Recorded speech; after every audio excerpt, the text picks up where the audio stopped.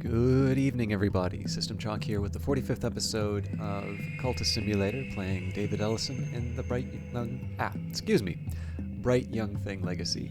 I wanted to start off this week just by saying that I'm probably going to have to record the episodes in chunks, so there may be a little bit more in terms of recapping where we're at in terms of the playthrough, and just I realize when I'm jumping between sessions, I have a tendency to lose the train of thought. Unfortunately, it was kind of avoidable this week, but let's jump into the game because overlong explanations tend not to be a good idea when you know you're going to have to go over the details. So there's a few things that we need to do. We're finishing off a painting. I think that was to...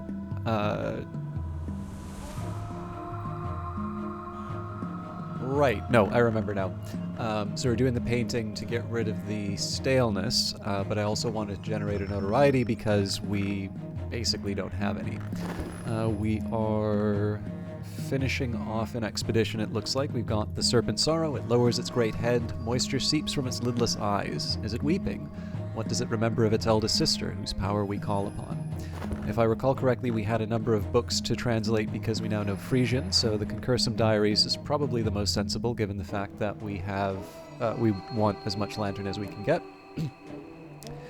And I do have the dream slot open. We don't have the Wildering Mirror, though, so maybe we'll wait until we have another prisoner, and then we can start repairing things. Finally, let's take a look at what's coming up next. So I do have the worry of fascination, however, I'm going to be translating the Concursum Diaries. By the time I read it, I think we will be past the... I think we're going to be past the Season of Visions. So we have I think more or less our work is ahead of it, kind of cut out for us. The Concursum Diaries, the diaries of an explorer and murderer, Lars Westergren. He's unhelpfully translated them into Frisian for privacy. We'll leave the dream slot for now. There are some things that I can do with it, but I think probably just leaving things is the best option right now. My recent work is considered significant. I may yet earn a living from this, but nothing is certain. Okay, so there's a glimmering. It's kind of nice that we're getting a few things cleared out. More mystique. Now, if I want to do reputation paintings, I suppose I can work with... Oh, okay, that fascination's a liability. So if I've got a fleeting reminiscence, which I don't, so I've got exactly 23 seconds to deal with this problem. I can try and summon something with the fascination. I don't even know what I want to, though. It's got Moth. Moth is wild and perilous. Moth is the wild and perilous aspect of chaos and yearning. If I had Knock, I might be able to attempt a summoning. If I had Edge, I can try to drown my reason in passion. Well, let's start with the Knock. There are possibilities here. If I add Grail, I might contact something shapeless. Oh, yes, actually, that's not a bad idea. So if we add Saliba... Actually, Saliba may not be enough. Right. I found a useful conjunction of aspects, but I need more power. To call forth this monstrous, if affectionate entity, I will need significant intensity of Grail and a little Moth or Knock. So a dexterous disciple might be able to carry us through, though. So if we replace... Actually, let's just move everything else out. So let's see if we can add a dexterous disciple, the formula voluptuous, and then fascination. That works. So Grail for the raw profit source, and a little Moth for its chaos addiction. I would have preferred to do some sort of painting, or possibly to do a commission. But I figure getting rid of fascination is not a bad way to spend a turn. And sorry, I should have read the text for that. My bad. I'm a little worried about the funds, but I think we'll move straight into the Snow's Keeper. Out in the night, my followers whispering words that sometimes they might need. Even if their victim knows the words are lies, they may not care. Moving up, we've got a Season of Suspicion, so the notoriety becomes a liability, but we also know that we have the expedition that we're going to be gaining the notoriety from. So, Minion has returned, attended by a prisoner rendered docile with delight. So we're building up the notoriety, which is good. We still need to get 2 more, and of course we'll start to lose it as the as the Season of Suspicion runs by. But perhaps what I want to do in the meantime, let's have a quick chat with Dr. Adim about turning in the commission. what the doctor requested, and then maybe what we'll do is get the repair done.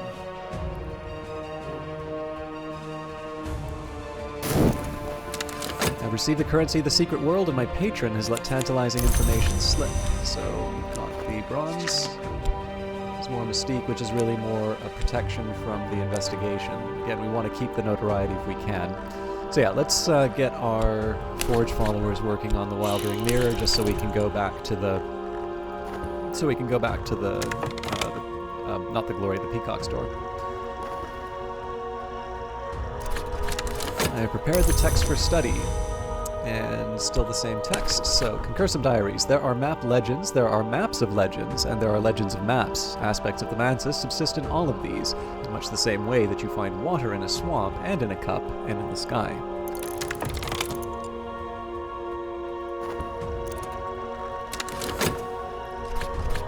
The memory of war. In the crumbling depths of the Hunter's Pits, we found a room where battle scenes are printed on the walls. Here are the shrines of the greatest hunters of the Tearing tribes.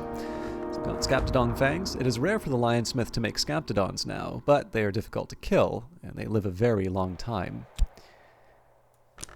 The Malleus Imperative. So this is actually helpful for us because we don't really have that much as far as Forge is concerned. A tiny ear bone blackened by intense heat. Applied correctly, it can crack stone. We have the August Stone, a tremendous bowl, big as a gong, carved from black basalt with matching incantations in Aramaic and Mandiac. So that's good for us because that actually unlocks the last of the languages. We could have summoned King Crucible, but in this case it wasn't necessary.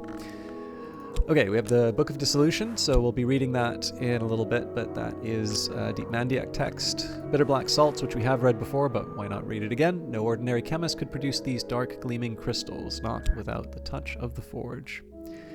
And we have a number of followers that we can bring in, plus the notoriety. Okay. So I think we have enough money to run straight into the next expedition. What I am going to do is just wait a little bit for the raw profit. Actually, I suppose we can bring along a follower. Okay, so Rebellious Spirit, I don't think we want to tangle with that. We will use our reason, and then we'll just jump straight into the next expedition. So that's to Snow's Keeper, a mountain peak temple of ill-omened aspect. Jewel-bright fungus, slicks glow in the snow. None has come here in a generation, but still something moves within. So it would seem to me like winter or forge is probably the best thing to start off with. We'll brave the mountain snows and reach the temple.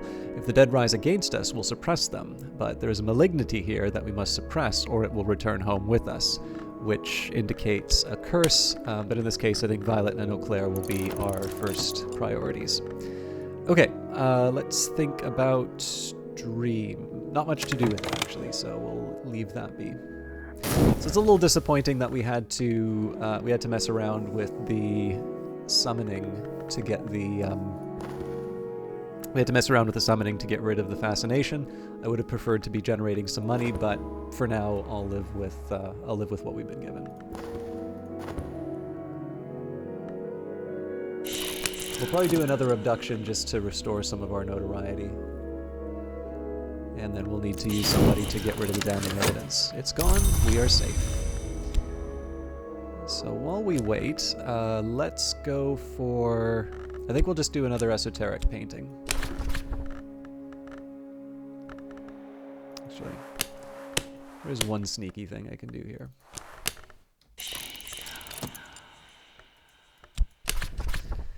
Those who know will understand, as will the Suppression Bureau, although let's do the Formula Vigilant, given that it's heart.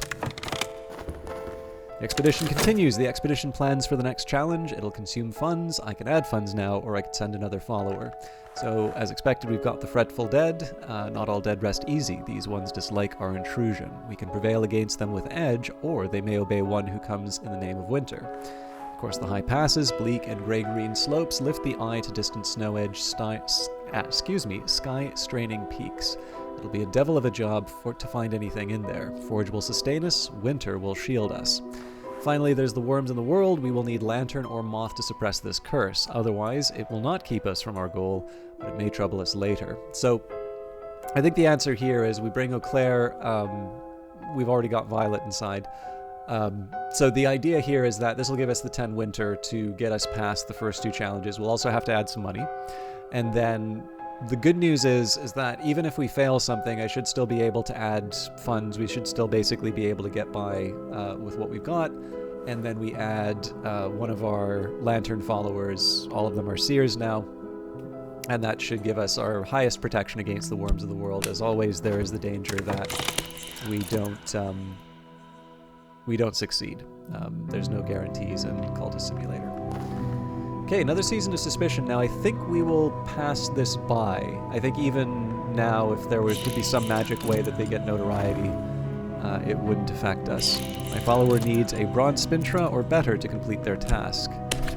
Sorry, I have a tea in my hand, so I'm actually going to have a sip of that before I continue. Alright, Westergren describes a series of expeditions into the Mansis. He focuses on the details of the experience, the colors, the vistas, the textures, rather than the practicalities. He does warn that the Mansis changes each year, although he assures the reader that the doors have been the same. Doors may close, but they never disappear, at least not while there have been mortals in the Mansis. We're like mice. Now, one thing I've always thought was kind of interesting about this, there is something of a question in terms of time. Exactly how much time is passing as the clocks sort of run by. There is something kind of interesting here when it talks about the Mansis changes each year, and when you think of it, this could be speaking to the different things that you find inside the Mansis. In all of those different locations, you're going to find different results each time. The thing that makes it a little hard is that if you imagine that every 60 seconds is a year, you spend a lot of time playing Cultist Simulator, and so it implies a lifetime that is certainly beyond any sort of credible measure inside of Cultist Simulator. But inside of Cultist Simulator, that doesn't make any sense. We're discussing Cultist Simulator. What I mean by this is, if you consider the number of times that 60 seconds passes in the game, if that's supposed to be a year, you have a character that has been sustained well beyond, any standard human life. I think more importantly here, you would sort of see a change in terms of technology well beyond, what you could sort of consider to be appropriate for the time. Obviously, there's a very specific time period that not just Cultist Simulator, but all of the related experiences, including the Locksmith's Dream and the Lady Afterwards, presumably Book of Hours as well, all of them sort of seem to take place in the same time period, or thereabouts. But it is still kind of a fun. So I wouldn't take this.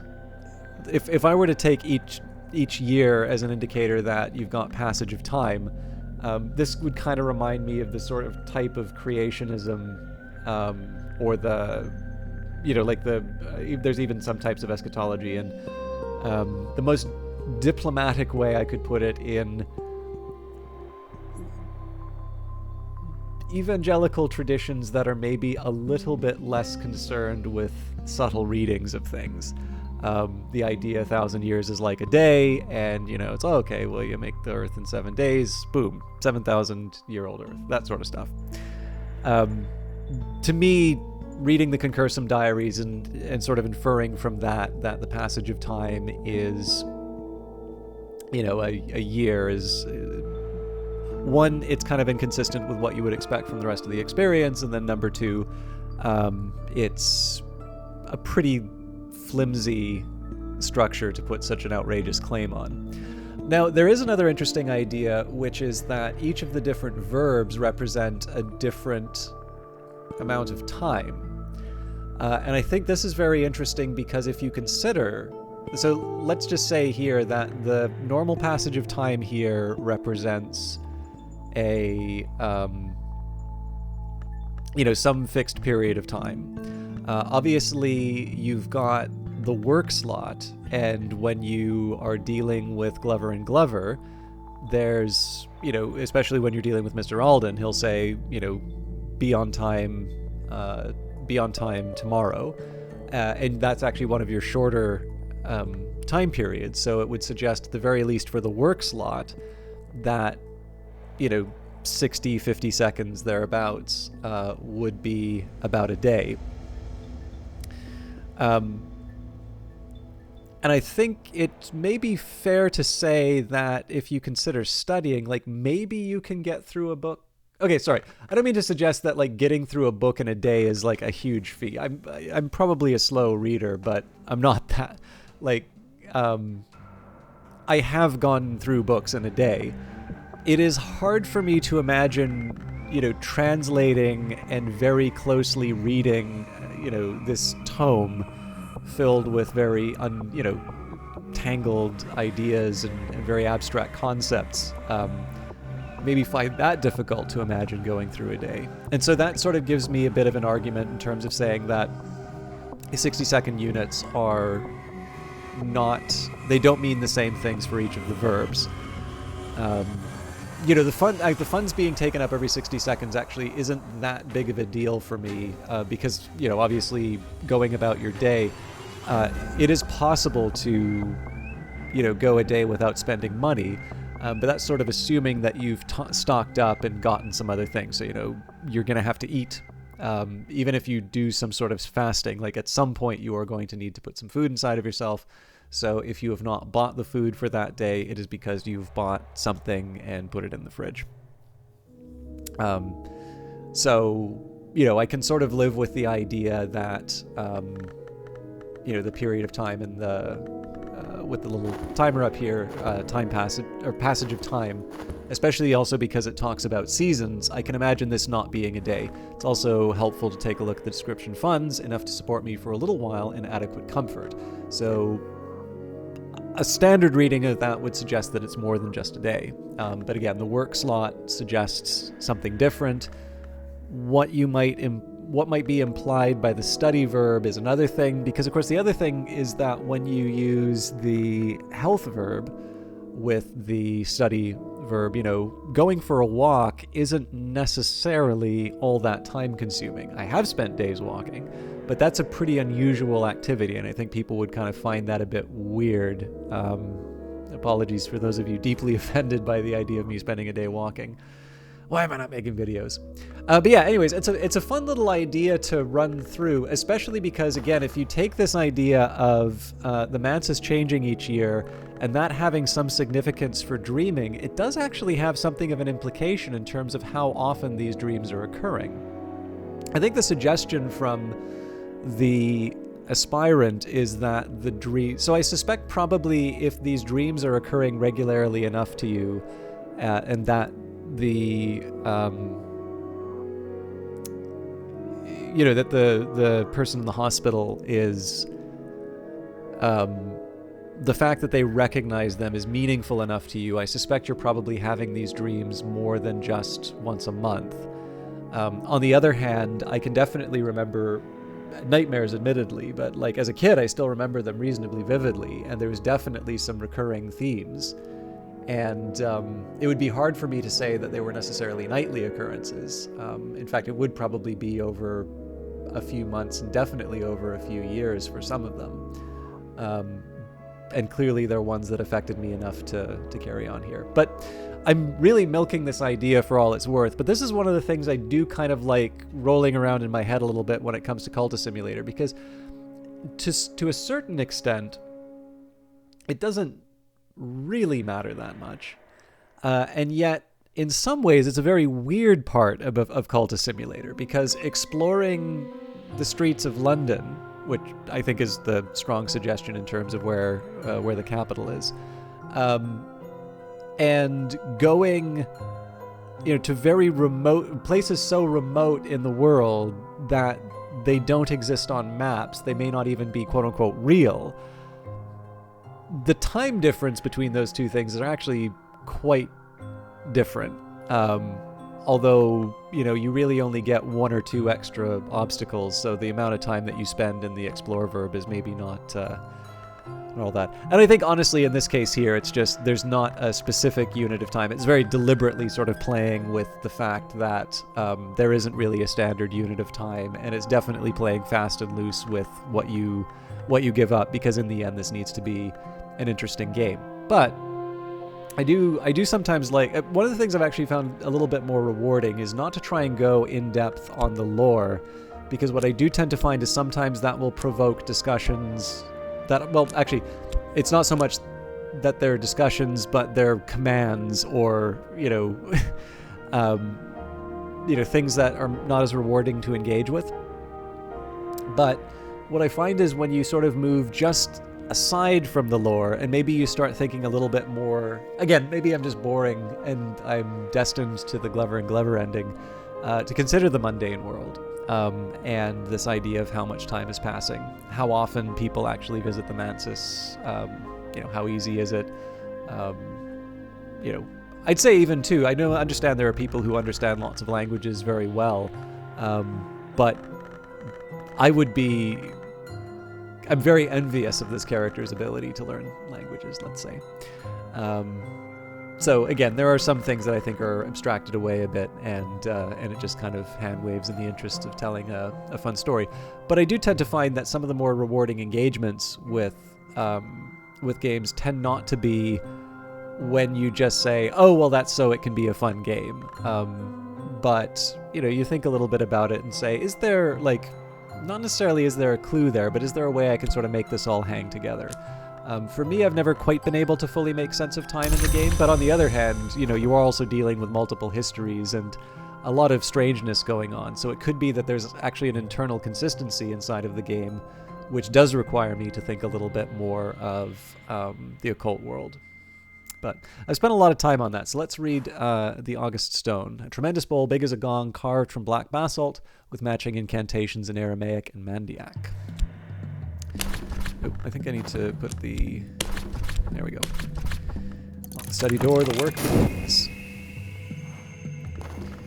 And this is a reputation painting, so we will spend money. The hour called the Madrigard is at home in the cold. She will almost certainly keep us from falling. So let's add the money first, and then we can start adding people to deal with the curse. Finished. And the mirror is repaired. It shines again as it did once before. So I think that's a good argument for us to go to the...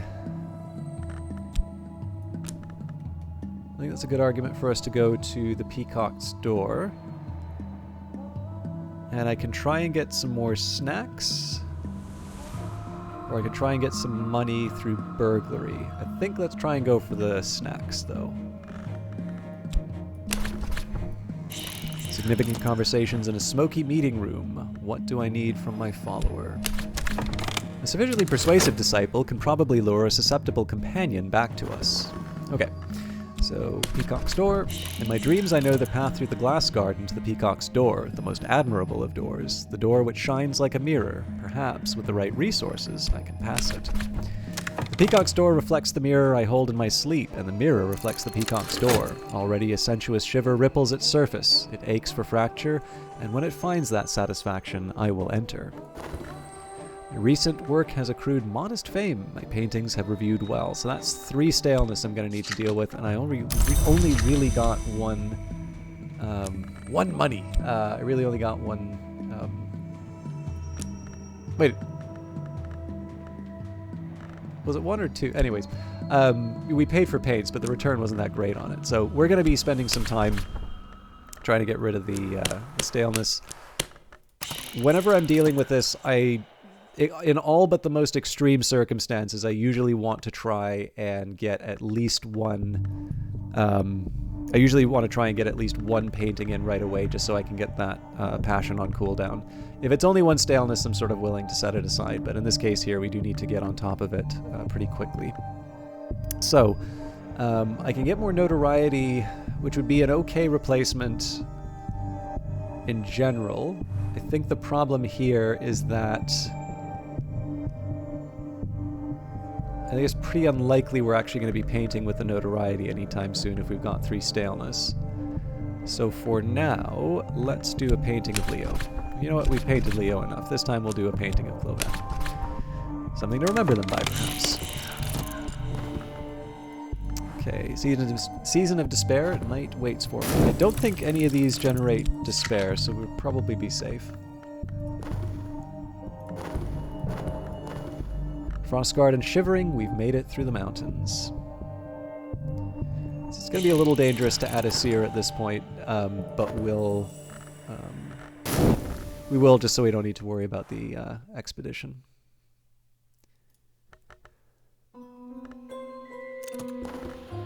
I have prepared the text for study. Mandiac is the language of a Gnostic sect in the remotest parts of Persia. Deep Mandiac remains the language of a sect within that sect, but once it was spoken by adepts. Okay, so we'll send along Slee. Wakefield's certainly good at his job. There was something of an argument for me to try and destroy the evidence before, before the investigation turned it into something, but honestly, I'd rather just destroy the one thing. Now, there was obviously a fascination that generated, and I missed... Maybe it was the painting. Anyways, I'm going to try the Worm Museum. This may actually turn out just because I can get a dread. The other thing was I wanted to try the Red Church earlier. Sorry, I took the Red Church earlier when I'd intended the Worm Museum, so I might have messed up my my division between the two. But in this case here, the Worm Museum is actually less of a threat than it would normally be. Okay. I've seen too much. A nameless gnawing fear has its teeth in my hopes. An existential horror. Okay, that's almost certainly the... Oh, but at 4.5, I don't know if this dread is going to be the thing that that gets picked up. I might have actually just created a major inconvenience for myself. I dreamt last night of the Worm Museum. The hours have set wards about it and warnings before it, but they have left it open to mortal adepts who can prove themselves by reaching it. Perhaps they hope to inspire revulsion against the things that bred in the corpse of the sun. Those things are here still, always dying, never dead. They came from nowhere, the warnings say, and if they complete their work, the Mantis will be nowhere one day. So yeah, I thought I was being clever here, but it actually occurred to me that it might get picked up by the incoming season. So I suppose I'm happy enough that we got the cash. If I want to be a big baby, I can get rid of the dread with the contentment. But I'm not going to be a big baby. I am, however, going to work on a commission.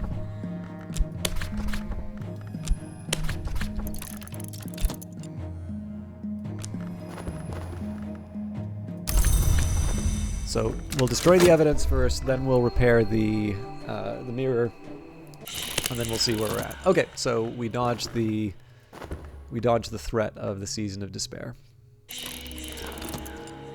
Dead circle the edge of our vision like frayed dreams. The very air around us is chill with winter's shadow. They must recognize that.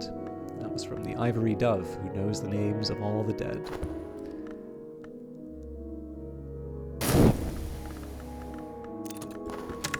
My minion has returned, half-conscious, bleeding badly. It seems a rival suitor took exception to their efforts. Heal a fallen follower with Taught. So this is nice for purposes of painting, but in this case here I am actually going to need to tend to Rhaenyra. It's a little unfortunate we have to give up the money, but let's work with that. So perhaps now they'll survive, but there are limits to what the human body can sustain.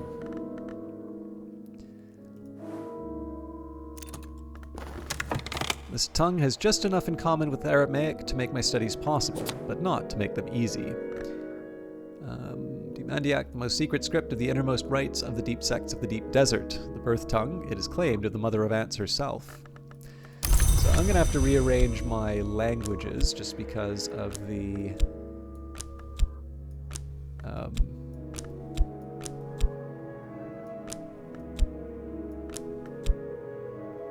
just because of the way that I've put up the lore. Sorry to do the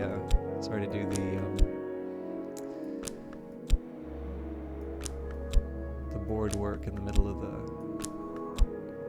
This is a little overkill in terms of the distance, but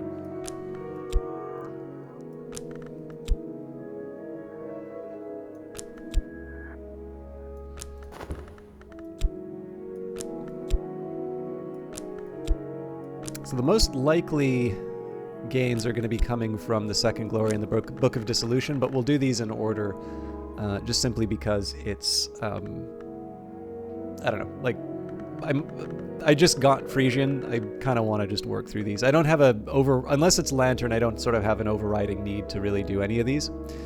So I'll work with what I've got. I should also note too, I probably should be a little bit, no, hang on, it's Lone and Level Sands, so I want Vagabond's maps for those. Okay, yeah, so I actually don't need to worry as much about unresolved ambiguities. Okay, under normal circumstances, I would be translating the Vinzant inscriptions, but I think it's actually not a bad time for us to wrap up for tonight. So in terms of what we're going to be dealing with for the next broadcast, I do need to get rid of it won't be tentative evidence. Because Wakefield's working on it, we know it's going to be damning evidence. And there's nothing we can really do to hide it for, to get it going away. Again, it's actually not that big of a deal to me. The one thing I might have tried to do would be to hide this from the investigation so that it can just expire on its own, and then there's just a new tentative evidence running around. But the best thing to me seems to be to just take some sort of moth follower or summon, destroy it like we normally do. If I get unlucky and that there's a season of suspicion that comes up and we fail on destroying the damning evidence, that is a worry. But that's the sort of worry I'll take care of in the future. Once we've done the healing, once we've gotten rid of the evidence, we'll go back to repairing the mirror, we go back to the Peacock Door, and once we finish the 3 expeditions we have here, which will probably involve a little bit of work with with painting to get some money, we can start thinking about using the Vagabond's maps and getting some upgrades to the unresolved ambiguities. So a lot on our plate. But really, this is just about cleaning out the last of the expeditions we have. And once we do that, I might actually consider using some of my winter lore. Hopefully we'll have a bit more after the Second Glory, because Wakefield is grim, and using winter may allow us to push him over the edge. But all of that will be dealt with in an upcoming episode. As a reminder, Tuesdays are a day off for me, so we will be back on Wednesday with more Cultist Simulator. Until then, take care. Thank you very much for watching.